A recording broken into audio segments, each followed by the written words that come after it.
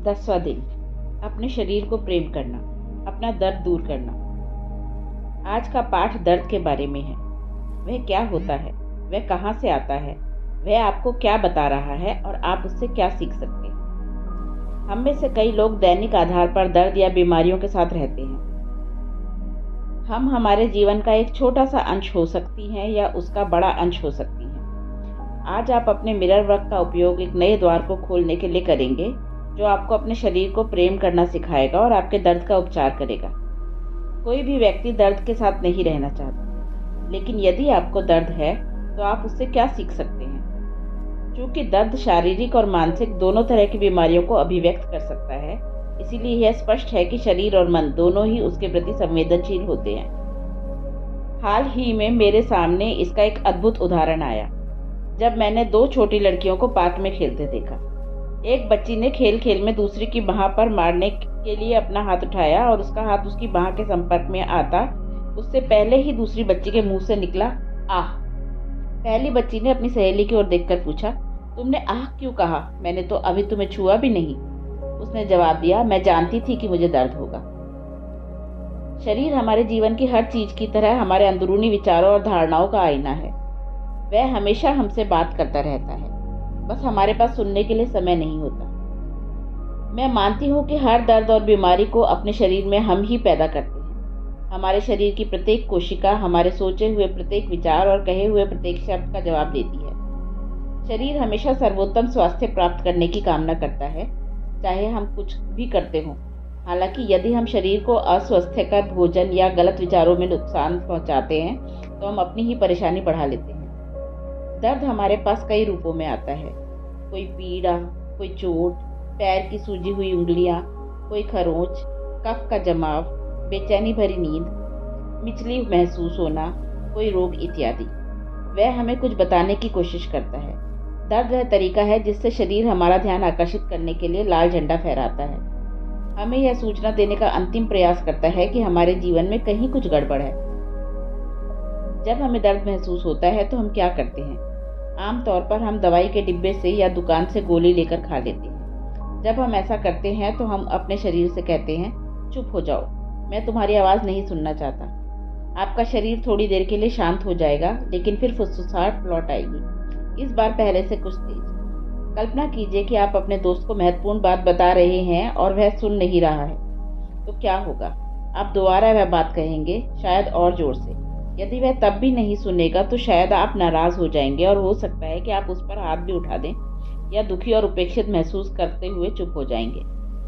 कभी कभी लोग वास्तव में बीमार होना चाहते हैं। हमारे समाज में हमने दर्द और बीमारी को जिम्मेदारी या अप्रिय परिस्थितियों से बचने का वैध तरीका बना लिया है। यदि हम नहीं कहना नहीं सीख पाते तो हम अपने स्थान पर नहीं कहने के लिए किसी बीमारी को आविष्कार कर लेते हैं। हालांकि किसी एक बिंदु पर आकर आपको जो हो रहा है उस पर ध्यान देना ही पड़ता है। स्वयं को अपने शरीर की आवाज़ सुनने दें, क्योंकि मूल रूप से आपका शरीर स्वस्थ रहना चाहता है और उसे आपके सहयोग की आवश्यकता होती है। हर उस दर्द के बारे में सोचें जो आपको एक शिक्षक के रूप में होता है, जो आपको बताता है कि आपकी चेतना में कहीं कोई गलत विचार है। आप जो मान रहे हैं, कह रहे हैं, कर रहे हैं या सोच रहे हैं, उसमें कुछ है जो आपके अच्छे के लिए नहीं है। मैं हमेशा मुझे खींच रहे उस शरीर की कल्पना करती हूँ जो कहता है, कृपया ध्यान दें। जब आप किसी दर्द या बीमारी के पीछे के मानसिक पैटर्न को जान लेते हैं तो आपके पास मिरर वर्क के माध्यम से उस पैटर्न को बदलने और बीमारी को रोकने का मौका होता है। क्या आप अपने शरीर की ओर ध्यान देने और उस आवश्यकता को मुक्त करने के लिए तैयार हैं जो आपके दर्द में योगदान देती है?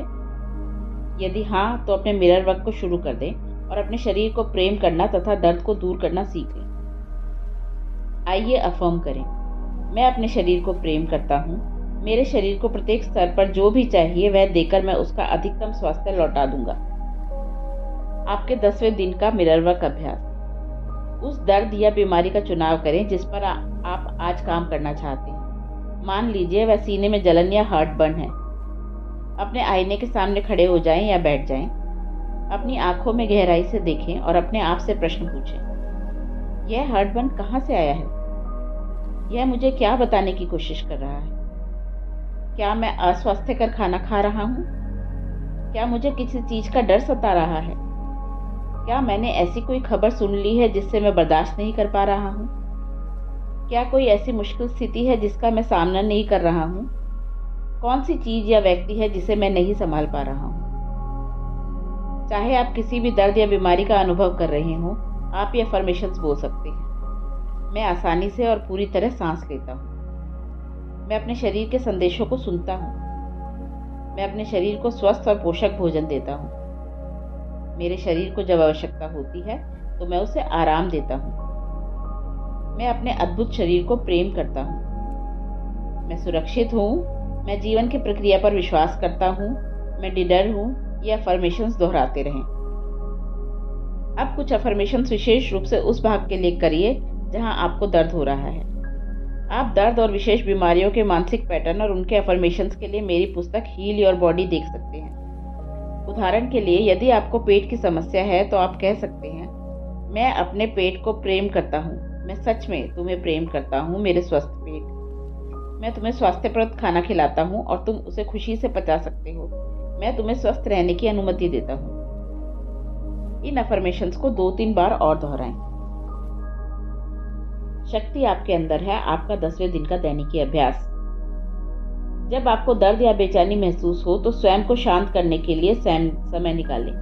विश्वास करें कि आपकी उच्चतम शक्ति आपको बता देगी कि आपके जीवन में किस चीज को बदलने की आवश्यकता है ताकि आप इस दर्द से मुक्त हो सकें। एक आदर्श प्राकृतिक परिवेश की कल्पना करें जहां चारों ओर आपके पसंदीदा फूल बहुतायत में खिले हुए हों।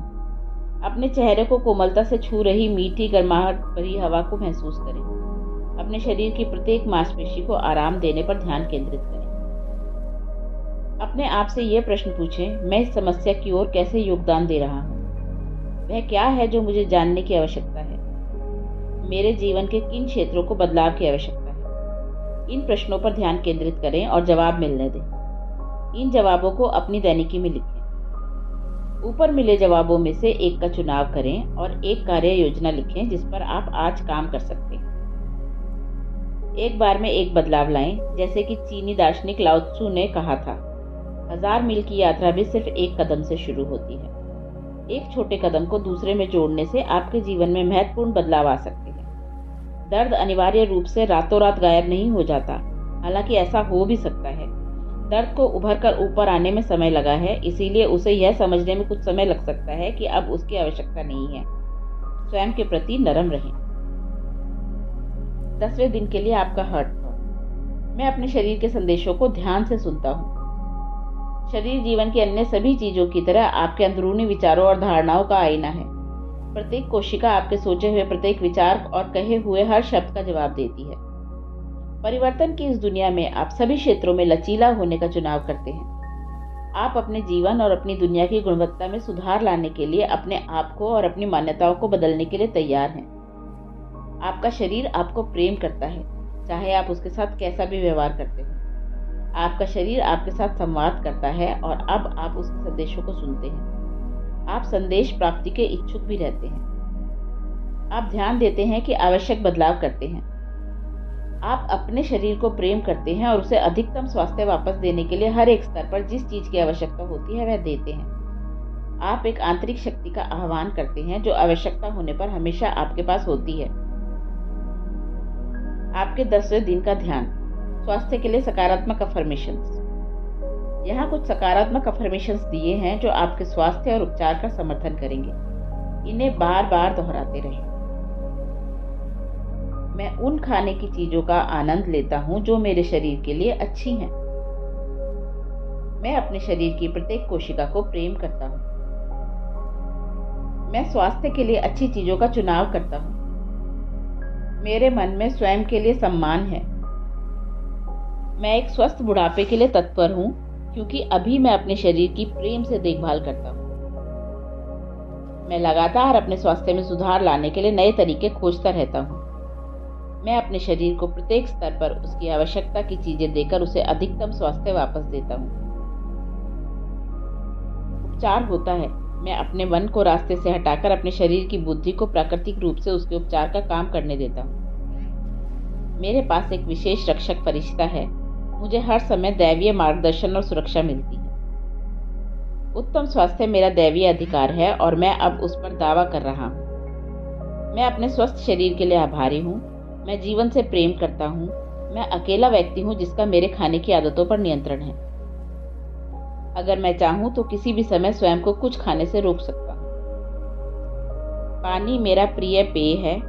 मैं अपने शरीर और मन को साफ करने के लिए ढेर सारा पानी पीता हूँ। अपने मन को सुखद विचारों से भरना स्वस्थ होने का सबसे तेज रास्ता है।